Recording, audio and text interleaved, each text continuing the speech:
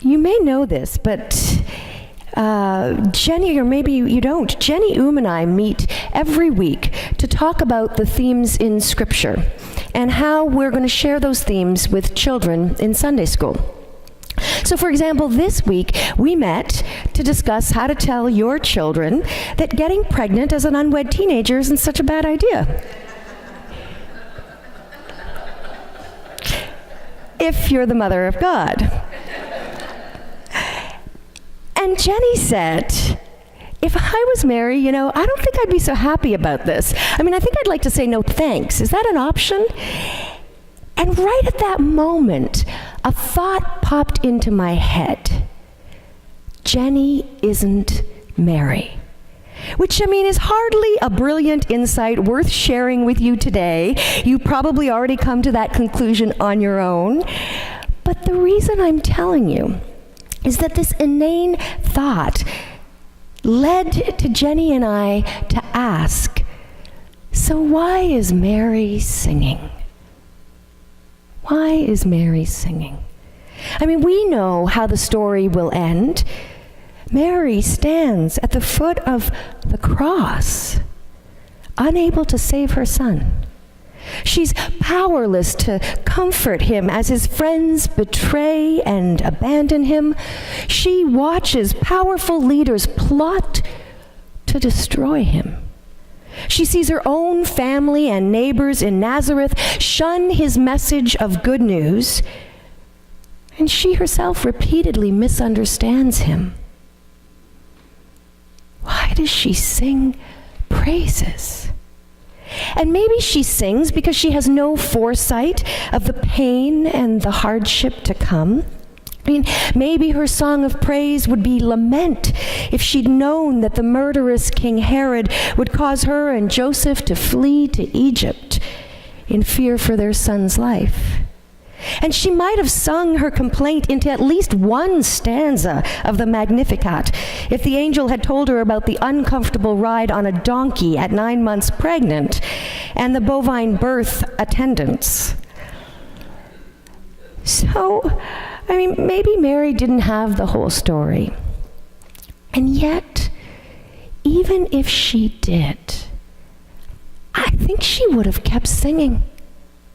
Like the author of the hymn, "My Life Flows On in Endless Song," who wrote, "Through all the tumult and the strife, I hear the music ringing. It finds an echo in my soul. How can I keep from singing?" Elaine Painter Dollar spent her 20s working for an Episcopal social service agency as a job counselor for homeless men. And what seemed like it should be really rewarding work did not satisfy her. And during that time, she came across the writings of Frederick Buechner, who said, "The place God calls you to is where your deep gladness and the world's deep hunger meet." But Ellen was struggling to articulate what her deep gladness was. For deep in her heart, she had a secret that she told no one, and that was that she felt a calling to write and to be a mother. And she was embarrassed by it. God is calling me to wipe pureed plums off some kid's chin while the rest of the world goes about saving it. And 20 years later, she continued to hear that call. And she's now a very happy writer and a mother of 3. And she admits that there are days when the whining of the children, the endless household chores, the pressure of writing deadlines causes her deep sense of gladness to go AWOL. And there are moments when she struggles to see how her contributions as mom and writer is meeting the world's deep hunger.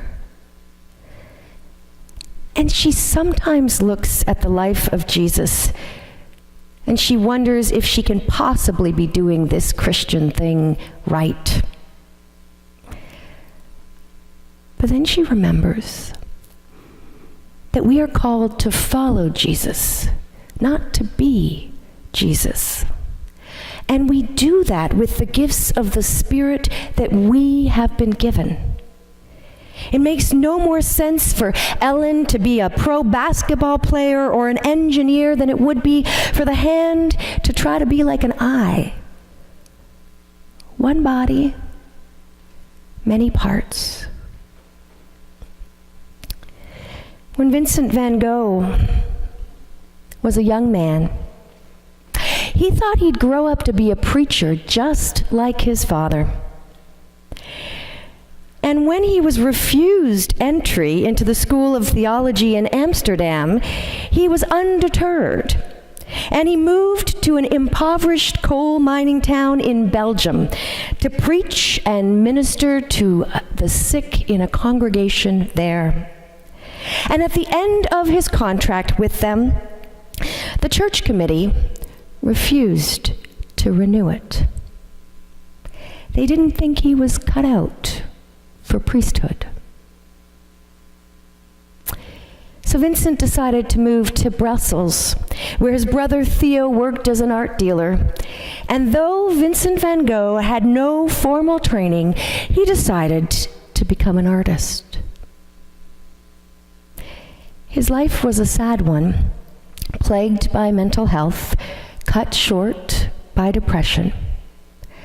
But painting was his refuge, and one of the rare moments in life where he found deep joy. And Vincent van Gogh once said, painting was his ministry, and every portrait was a sermon.